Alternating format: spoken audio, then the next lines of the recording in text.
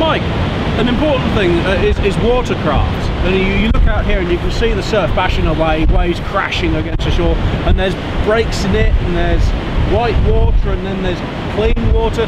Please, can you explain a little bit more about watercraft and how people can get the best from just looking at a... It's really important. It can make a big difference to your catches. For instance, you know, if I was going to fish a beach, the one thing I don't do is just drive onto the beach, get my gear out and go fishing. I tend to leave the gear in the car and just stand and watch the beach for 5–10 minutes, particularly if you can get a little bit of height so you can see the actual surf breakers. And what you're looking at for areas where the surf might break a long way out, but in the middle it breaks closer in, and that indicates a depression of slightly deeper water. And obviously, as the tide brings food down, gravity pushes the food into the depressions and the holes, and that's where the fish come in to feed. And equally, particularly on this Holderness coast around Tunstall, Withensea, etc., you've often got a series of gullies that you know, one close inshore, one a little bit further out, one further out again, sometimes with clay banks or sand banks.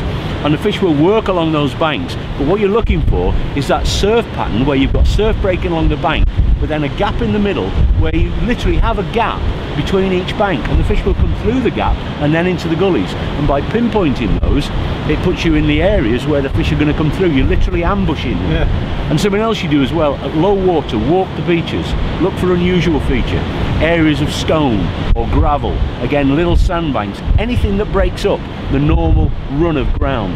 That's where food will collect, and that's where the fish come to feed.